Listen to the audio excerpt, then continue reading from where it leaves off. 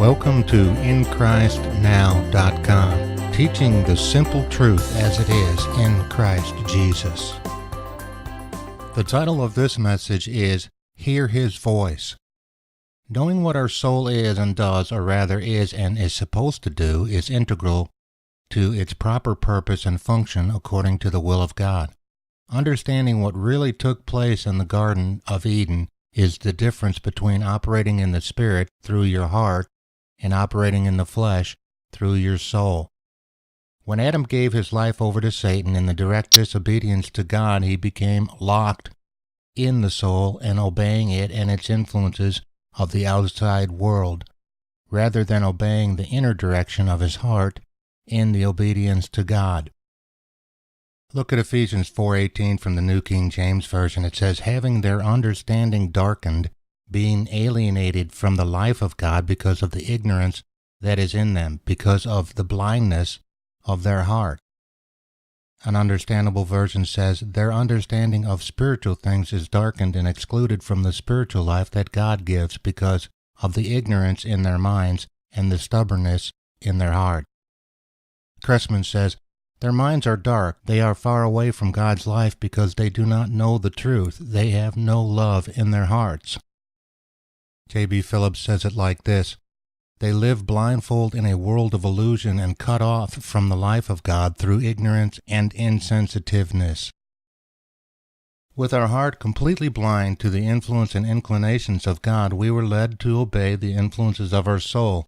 To survive in this world, we no longer had the ability to walk by faith and not by sight, so we were completely dependent on our 5 physical senses as the source and sustenance of our life.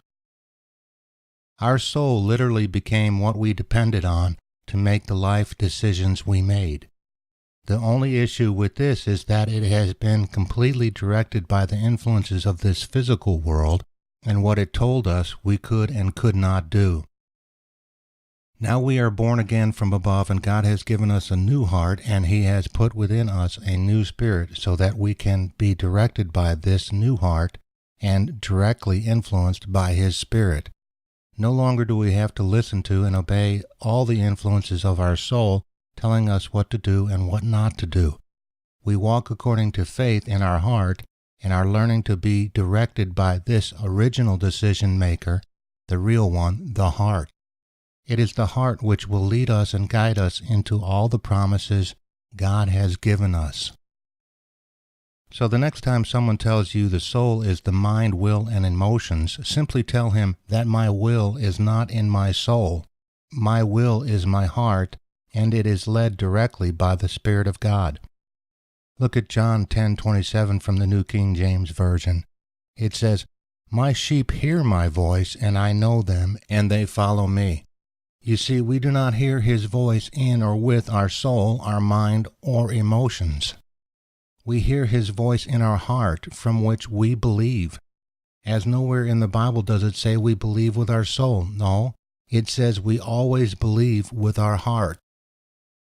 This is absolutely critical to hearing from God and being directed by our heart, our will, and not our soul in what to do to please God and make His life known to the unknown world. In order to really hear the voice of God, we have to first know where it is coming from. It does not come from the soul, it comes from the heart. We have been so used to doing whatever we hear of the soul, thinking it is our will, that we no longer question it or where it comes from. We just think that is what we are supposed to do. Like I have said before, the will is not the soul. The will is not in the soul. We just have thought that it is for so long we automatically are led by it or directed by it. To better understand the will, we do not fall in love because of some external decision we make. We fall in love because of the decision of our heart, regardless of what our soul, mind, or emotions are telling us. To be led by God through the Spirit, we have to first understand that the heart is that which hears and obeys the voice of God. Remember, God works from the inside out, not the outside in. He first comes through the Spirit to our heart, and we make the decisions to obey or not from the heart. If he came to our soul, mind, or emotions first, he would not be working from the inside out. He would be working from the outside in. Think about it.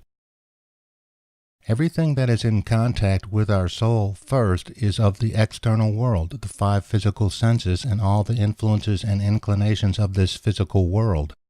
We have overcome this physical world through him who died for us, and we use this knowledge to overcome everything that comes at us from the world. Look at 1 John 4:4 from the New King James Version. It says, "You are of God, little children, and have overcome them, because he who is in you is greater than he who is in the world." We overcome everything that is thrown at us in this world by what we believe, not by what we think. It is a belief of the heart which overcomes the influences of the soul, mind, and emotions, not the other way around. Look at 2 Corinthians 5:7 from the New King James Version. It says, "For we walk by faith, not by sight." We do not tackle all the things of this world by this world, or by what we see. No, we overcome all the things of this world by what we don't see, but believe. It is in the belief in God and his influence upon us that causes us to conquer all the things of this world, because we do not rest our confidence in the things of this world through our soul, but through our own heart. Our will to believe that which has been spoken to us by God is the truth that conquers all things in Christ. It is the listening of the heart that needs to be honed to hear the voice of God wherever we are and in whatever we do.